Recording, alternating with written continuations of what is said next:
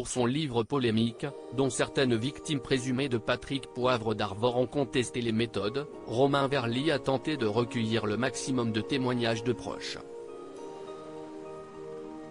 Et qui dit proche de PPDA peut aussi bien entendu comprendre des proches de Claire Chazal.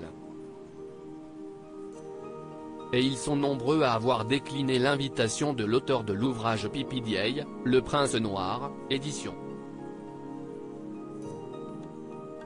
Fayard, notamment dans le cadre de l'évocation du fils de la journaliste, fruit de ses amours passés avec l'ancienne vedette de TF1.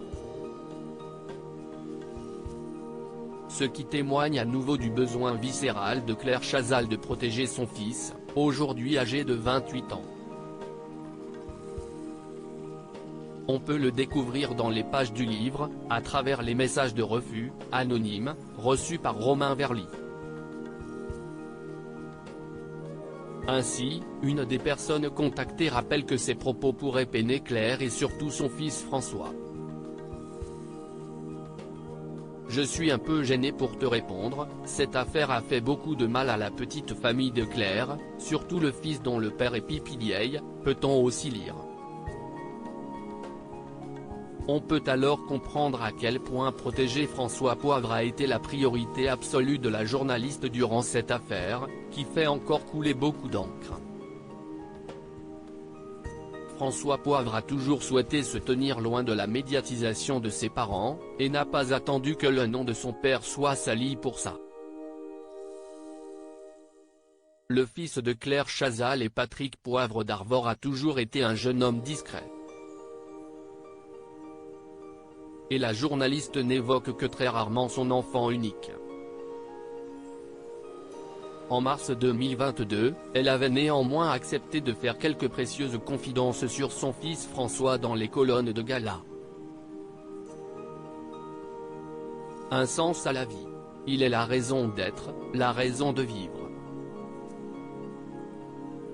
Pour moi, avoir un enfant était une nécessité. Ça s'est imposé. Il est mon socle, a alors fait savoir Claire Chazal à nos confrères. Aujourd'hui, François Poivre a naturellement décidé de voler de ses propres ailes, et ne vit plus chez elle, comme confié par celle qui a partagé sa vie avec Arnaud Lemaire.